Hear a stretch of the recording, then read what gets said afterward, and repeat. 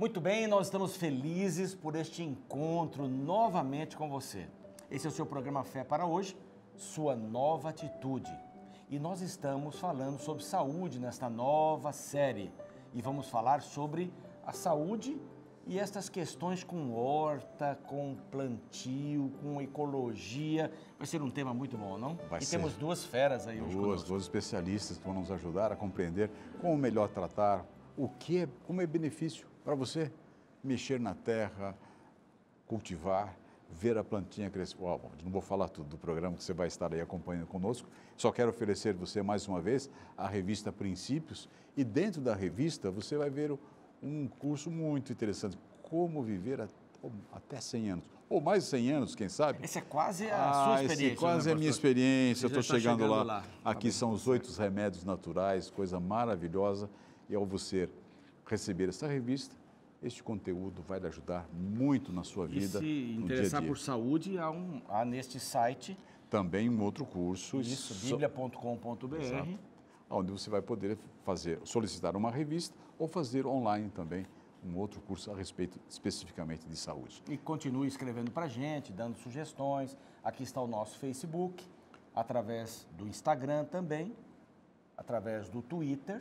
E, claro, você tem todos os programas gravados lá no YouTube, no nosso canal Fé para Hoje. O programa Fé para Hoje está no ar.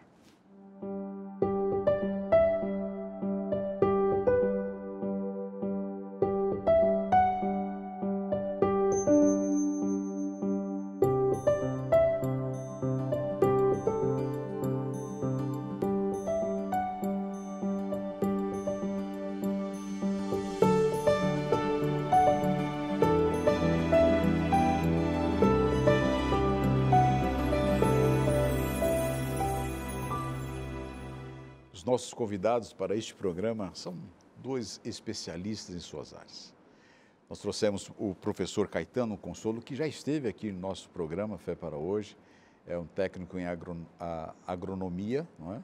Também professor de geografia, história, especializado também na área de ecologia, educação ambiental. Muito obrigado por ter aceito o nosso convite. Eu que agradeço a oportunidade, sempre que precisar, né? Falar sobre saúde, sobre meio ambiente. E a gente aprende muito com a sua presença aqui, já nos outros programas, falamos mais sobre ecologia. Né? Isso. Bom, a gente troca muita experiência, né? Eu venho aqui, aprendo bastante e levo muita coisa também comigo, né?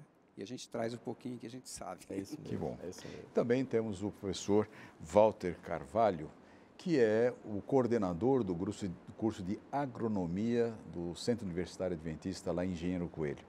Muito obrigado por ter também aceito o nosso convite. Seria engenharia? Engenharia. Muito obrigado pelo convite, em primeiro lugar. Isso. O nome do curso é Engenharia Agronômica ou Agronomia. É a mesma coisa. Okay. São sinônimos. Né? Nós lá chamamos de Engenharia Agronômica porque os profissionais que nós estamos formando são engenheiros agrônomos. Né? É uma alegria sempre falar desse assunto. É um assunto que me atrai muito, tanto que me entrei nessa área. Me especializei. Quantos alunos temos lá no curso? O curso de agronomia hoje do NASP, nós estamos com 118 alunos. 52 na primeira turma, que está no segundo ano, e agora o restante está na segunda turma. E forma daqui a 3 anos? 5 anos. 5 anos. São 5 anos de curso. Um curso de natureza bem prática, inclusive. A gente está tentando dessa versão prática e dando ênfase à agricultura sustentável. Esse é o foco que está desenvolvendo. E ali naquela fazenda linda que é o NASP, né, Engenheiro Coelho, dá para fazer muita coisa, né? Dá para fazer muita coisa. O NASP Engenheiro Coelho hoje, ele tem várias áreas onde ele realmente produz. Nós somos hoje autossuficientes em produtos de origem animal, como leite, ovos, mel, queijo, iogurte. Isso para ter uma ideia, são 6 mil alunos? Ao todo é quase isso. Quase 6 mil alunos. Ainda não chegou a 6 mil alunos. É muita gente. Muita gente. Agora temos também pomar de laranja, mandioca, reflorestamento de eucalipto, horta. Muita coisa para a gente realmente oferecer aula prática para os nossos alunos. Qual é a área total da fazenda? A fazenda tem 260 alqueires, a fazenda do NASP. Perfeito. Né? Incluindo tudo. A parte que a gente realmente explora do ponto de vista agrícola é bem menos que isso. Há 120 alqueires aproximadamente. E o professor Caetano também trabalhou lá no NASP Trabalhei. há um bom tempo, né? Trabalhei vários um bom projetos. Tempo lá. Bons tempos, né? Mas chegou a hora de aposentar, aí tem que descansar um pouquinho. Mas não para, né? Não paro. Não paro e cada vez mais à procura de uma alimentação alternativa que chegar até os 100 anos, pelo menos. Olha é isso mesmo, essa é a ideia. Essa é a ideia. Agora, você está implantando lá uma tradição, né? Vocês já, no ano passado, a primeira turma, fizeram um reflorestamento.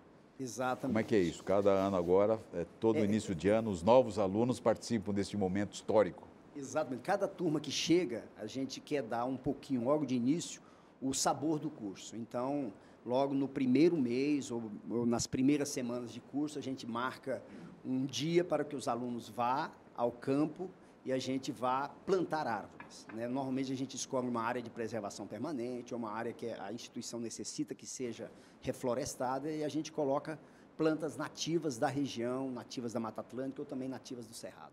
Então, todo ano nós pretendemos fazer isso. Já é o segundo ano que fizemos. É uma boa tradição. Queremos que vire tradição ali na escola. Deve ser bem interessante. O aluno planta, quando ele está saindo, já está produzindo. Já porque 5 anos você já tem uma árvore já formada e florindo, né? Aí só falta escrever um livro e ter um filho, né? São as 3 coisas que todo mundo precisa fazer. Né? Exato, eu já escrevi o livro. Já escreveu o livro? Já plantou filhos, a árvore? Já plantei. Agora quer chegar nos 100 anos, Quero né? chegar nos 100 anos.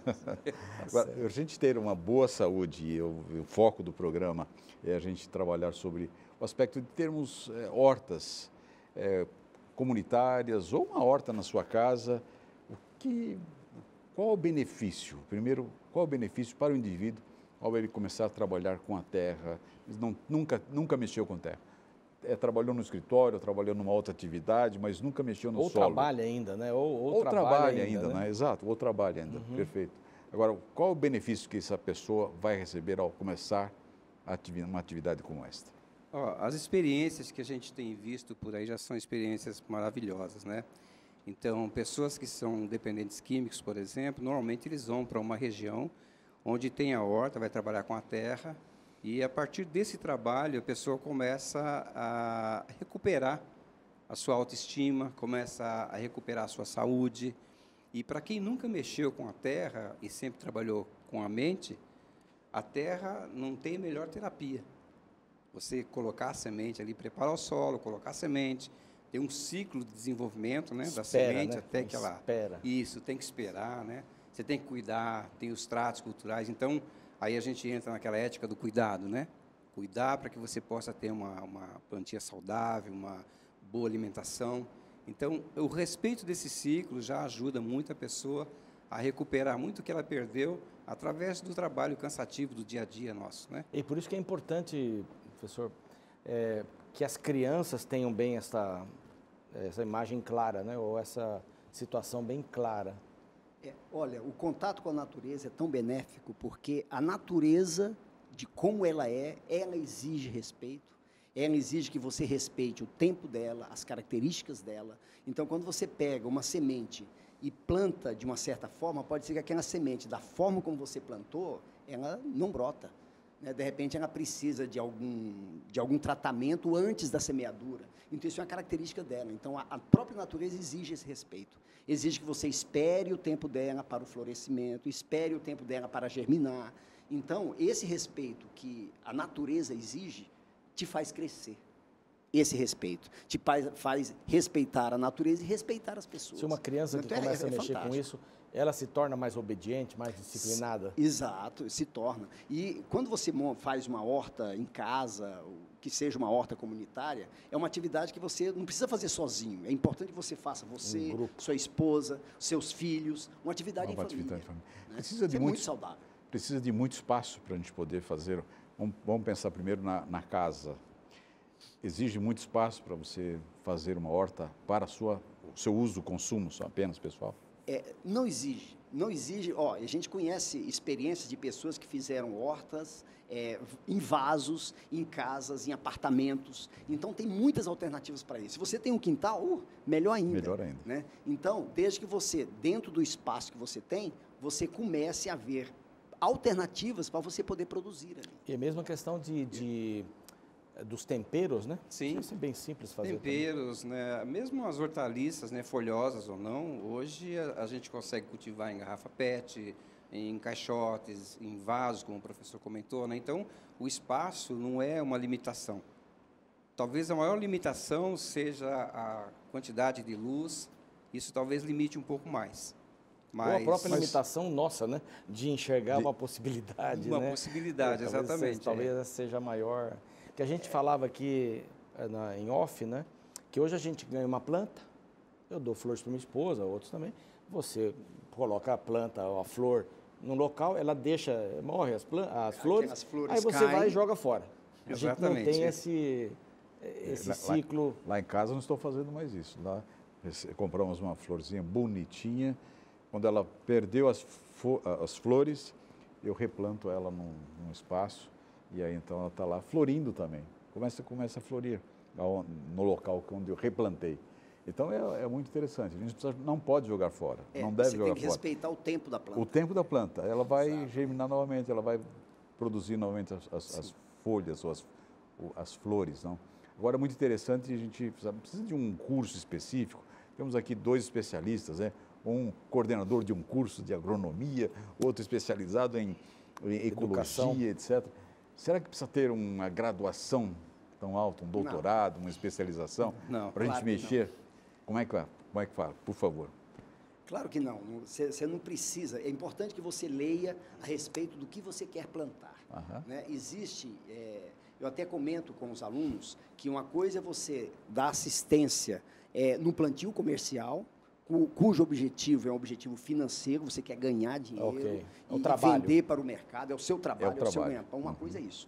A outra coisa é você ter no fundo do quintal uma pequena horta, uma pequena produção para o seu consumo, onde você vai, se possível, usar nada de defensivos químicos, e a gente sabe hoje que é possível produzir de forma caseira produtos sem defensivos químicos.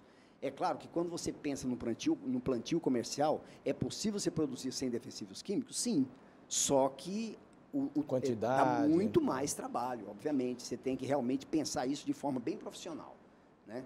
Por isso que os produtos orgânicos são mais caros que os produtos não orgânicos. Exatamente porque o custo de produção de um produto orgânico é maior do que o custo de produção de um produto não orgânico. Mas em fundo de quintal você tem muitas alternativas para você trabalhar. Por exemplo, controle de praga. Você controla a praga de várias maneiras. Em fundo de quintal, na sua casa, você pode controlar pragas até por catação manual. Você vai lá nos insetinhos catando. A gente não pode esquecer, por exemplo, que na folha, os insetos preferem a parte de baixo da folha, a parte que está embaixo. Você sabendo disso, é ali que você deve procurar. Se você faz um produto caseiro usando sabão, usando óleo e água, que é possível você fazer, você tem que pulverizar a parte de baixo. Se você passar uma pasta de alho na mão, colocar uma luva, você pode passar nas folhas na parte de baixo, retirar os insetos e aquela pasta de alho já fica ali protegendo contra o ataque de novos insetos. Então, tem muitas alternativas para você fazer no fundo de quintal. Agora, existem custos para isso? É claro que existem. Né? Inclusive, eu até incentivo para o programa de vocês, ou até a TV Novo Tempo, montar um pequeno curso de como produzir, como fazer a sua horta caseira. Aulas curtas, a gente pode ensinar todos a como fazer a horta caseira e realmente ter uma produção que seja compensadora. Não é verdade? Claro, claro. É porque, assim, você tendo as hortaliças, essas coisas assim que você mesmo plantou, isso dá uma satisfação, uma endorfina. Muito grande. E economia, né? Que se fala de economia. Nossa, facilita muito, né? E conforme o professor estava comentando, né, com esse avanço tecnológico, hoje nós temos muitas ferramentas em mãos para a gente buscar informação.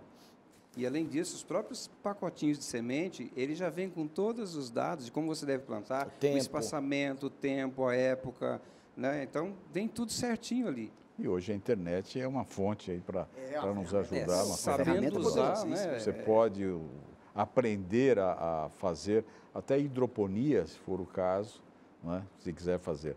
Mas acho que é um pouco mais complexo a hidroponia. Dá um pouco mais de trabalho. Dá um pouco mais de trabalho. Né? Vamos falar de uma horta mais simples. O equilíbrio nutricional na água tem que ser bem ajustado. A hidroponia é que a água tenha...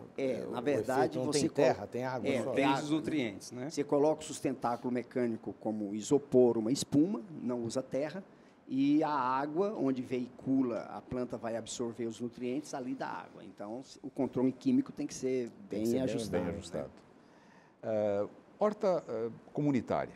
Qual a vantagem de a gente poder ter pastor Ronaldo, num dos programas que nós fizemos sobre viagens missionárias, esteve no Japão, e ele viu uma coisa muito interessante. Do lado da casa que eu estava, tinha um terreno baldio, quer dizer, não existe terrenos baldios ali, mas tinha uma plantação de arroz molhado, né? Arroz da água, na água. E eu falei, mas de quem que é isso daqui? Vai do dono do terreno, ele vem aqui, planta, e não está usando agora, planta. Mas vimos várias casas que plantavam chá na frente da casa. Então, aquelas fileiras de chá e como eles cortavam, que coisa impressionante. Quer dizer, não tem espaço perdido. Espaço perdido. E a gente, às vezes, tem uma família passando fome aqui com um terreno ali do lado.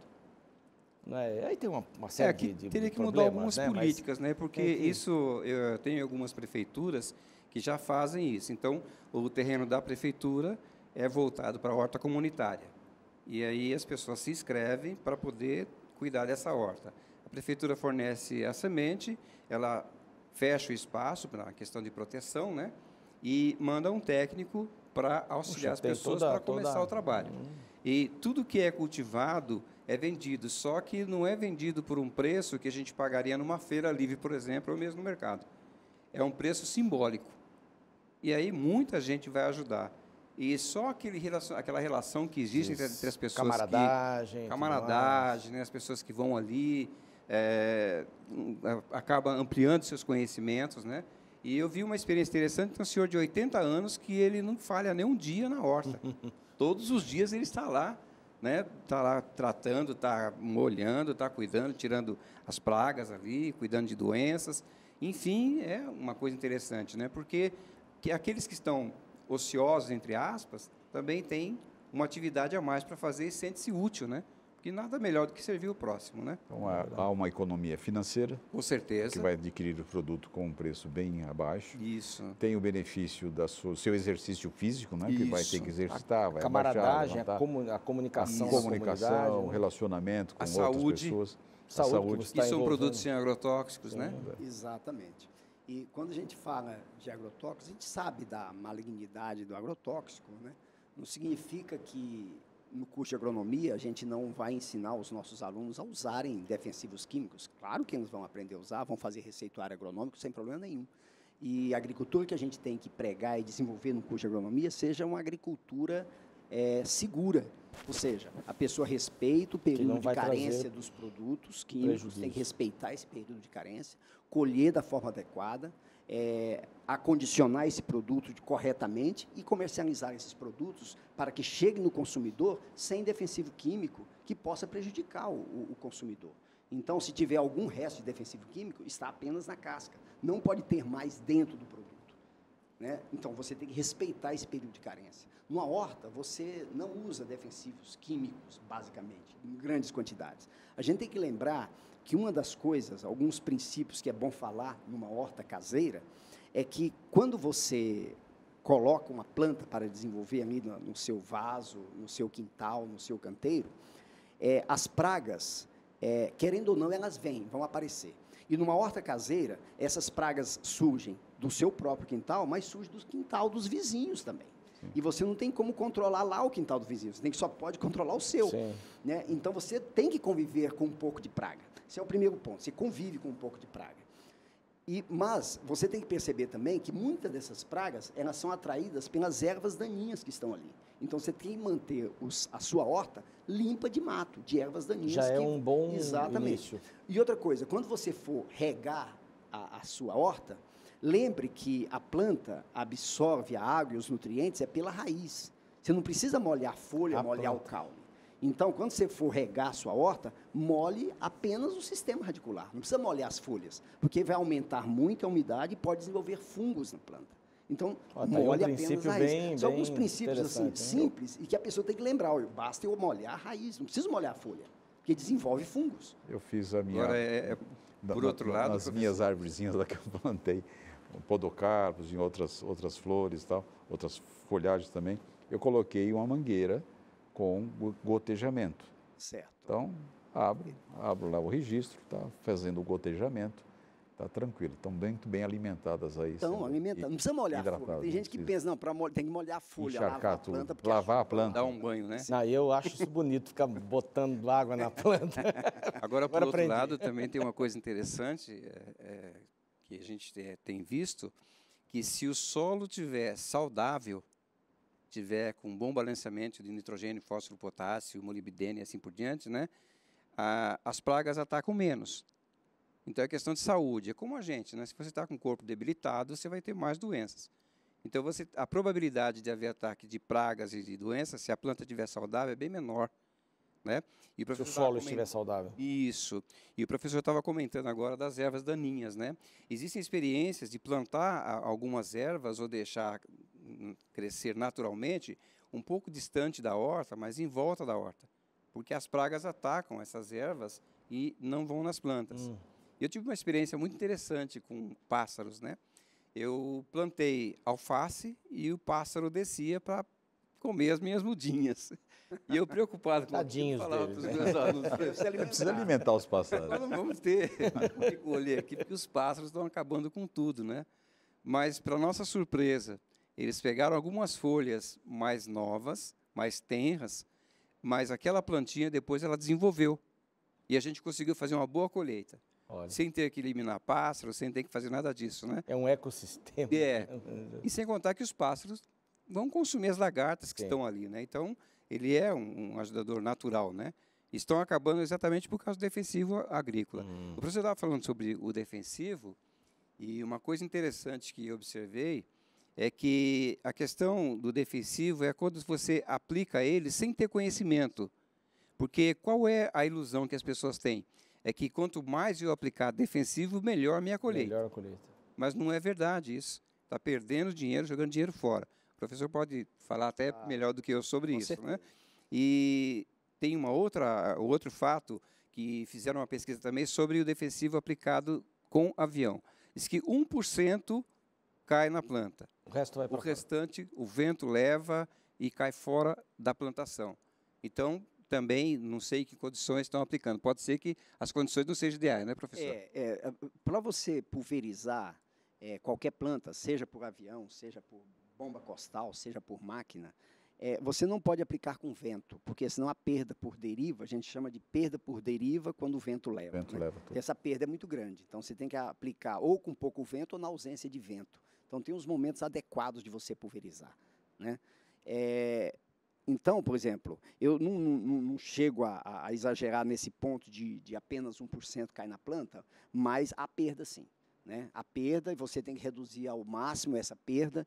Por exemplo, se o aplicador não tiver cuidado na aplicação, a perda aumenta mais ainda. Então, isso tem que ser feito por profissionais, não tem como não ser. Isso é para uma plantação, uma agricultura de grande escala. Claro. Na horta, existe um tempo certo para você, por exemplo, hortaliças. Qual é o período de desenvolvimento de uma sementinha que eu coloco lá? Qual é o período, quanto tempo eu vou poder colher essa hortaliça? Isso varia. Varia muito. Varia Vamos lá, porque então. tem a espécie, tem a questão do clima, né? Então, nós temos espécies adaptadas para a região centro-oeste, para a região sudeste, para a região sul. O inverno no sul ele é mais rigoroso, então, se você não tiver com uma estufa, vai demorar um pouco mais. Mas a gente tem, por exemplo, rabanete, 25, 30 dias. Muito rápido. Alface, rabanete. 30, 40 dias, né? Você está colhendo alface. Às vezes demora um pouquinho mais, mas se plantar por muda, a colheita é mais rápida, né? A gente tem a couve, cerca de 50 a 60 dias. Então, varia muito, né? Varia muito. O indivíduo que se dispõe a fazer uma horta na sua casa ou uma comunitária, em 6 meses ele já deu para fazer o preparo do solo e já começou a colher. Sim, já começou a colher. Agora, essa questão do preparo do solo, há algum lugar, por exemplo, eu vou fazer uma horta comunitária ali no meu bairro, há algum lugar que eu possa levar a terra para ela ser avaliada, analisada? Com certeza. Você faz amostras de solo, tem forma correta de fazer amostra de solo, você tem que fazer um buraco de, no máximo, 20 centímetros de profundidade, é suficiente, e você tira uma fatia desse solo, de cima até embaixo, para pegar um pouquinho de cada profundidade do solo, até por volta de 20, 25 centímetros no máximo, não precisa mais disso. Então, pega toda essa fatia, coloca num saco plástico, 500 gramas de solo é suficiente, né? e leva para um laboratório. Normalmente as instituições de ensino na área agronômica têm, né, o Unicamp tem, nós estamos montando o nosso laboratório no curso de agronomia. Eu, como uma dentro pessoa, de no máximo um ano nós estaremos fazendo. Se eu não estou afiliado a nenhuma escola e nada, quero fazer isso, eu como um cidadão posso, olha, você pode fazer? Claro, tem um custo, você paga igual um exame de sangue, né? Você paga o valor do exame, você paga o valor da análise de solo e você faz a sua análise de solo, tanto física quanto quimicamente daquele solo, né?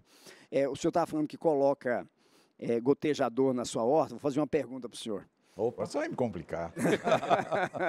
O senhor irriga que horário do dia? Normalmente pela manhã. Então, o senhor está certo. Na horta caseira, o bom é você irrigar de manhã, molhar as raízes de manhã, para que ao longo do dia o sol seque a planta e realmente diminua a incidência de doenças fúngicas. Então, o melhor horário para irrigar é de manhã. Regar ao meio-dia porque está muito quente, nada disso. E à noite, por que não irrigar à noite? Porque a água não evapora e vai ter muita umidade ali, tem um período longo da noite para poder pode criar fungos. Isso para grama também, grama ou para qualquer planta. Então, tem alguns princípios básicos que é importante a gente saber. Vou molhar só a raiz, vou molhar de manhã, não é verdade? Então, isso é importante. Outra coisa, vocês conhecem o sombrite, né? O sombrite é uma barreira para a vinda de insetos. Só que você tem que lembrar que a horta precisa de sol. Né? Então, por exemplo, quando você coloca o sombrite, você tem que escolher aquele sombrite que produza o menor sombreamento possível, 25%, 40% no máximo. Porque o objetivo do sombrite na horta caseira não é produzir sombra, é evitar insetos. Né? Então, basicamente, isso seria porque uma outra alternativa é essencial para evitar pragas. Né? O sol é essencial. Perfeito. E tem algumas receitas interessantes, vou citar só uma, o pastor vai fazer uma leitura aí. Por exemplo, se tiver problema com caramujo, com lesma, a gente tem uma utilidade muito boa aí para cerveja. Em vez de beber, a gente utiliza caramujo, coloca a cerveja ali num potinho próximo da plantação e enche de sal. A lesma vai, um potinho, né? Um potinho, põe a cerveja dentro? Isso, e coloca sal. E sal. Fica bêbada, bastante. Bêbada, pressão alta e morre. Ela vai se intoxicar com o sal. Eu vou usar essa receita lá em casa já. Tem aparecer algumas lesminhas lá, eu vou colocar. Tem outra alternativa também. Quais? Só Nosso que tempo já usa estourou, leite mas de vamos ver. vaca, né? A gente usa leite de vaca. Okay. Você pega um estopa, um pano de chão, um pão velho, ou pano, e coloca no canto da sua horta lá, molha com um pouco de leite, as lesmas e caramujos vão tudo para lá. Pronto. Os 2 dias estão tudo lá embaixo. Bom, já indo ela. Olha, pastor, nós temos que fazer outros programas para... Eu vou ler um texto bíblico aqui. Okay. Está em Gênesis 2, verso 8, diz assim, ora, Jeová, Deus, havia plantado um jardim na região do Éden, no Oriente, para os lados do leste, e ali colocou o ser humano para o cuidar. É plano de Deus isso, estar em contato com a natureza. Nós tentamos trazer um pouquinho esses assuntos aqui, essas ideias maravilhosas, gente que entende bem do assunto, para que você pudesse se aproximar do Éden, se aproximar do plano de Deus. Uma pequena horta, mora em apartamento? Eu também. Uma pequena horta, umas plantas, isso tudo vai aproximar você da natureza. Não adorar a natureza, adorar o Deus que criou todas as coisas. Muito obrigado pela presença de vocês aqui, Pastor Edson e eu. Muito obrigado. Pastor Edson e eu vamos ficar aguardando você para o nosso próximo encontro. Terminamos aqui o programa Fé para Hoje, sua nova atitude. Tome uma nova atitude, tenha uma horta.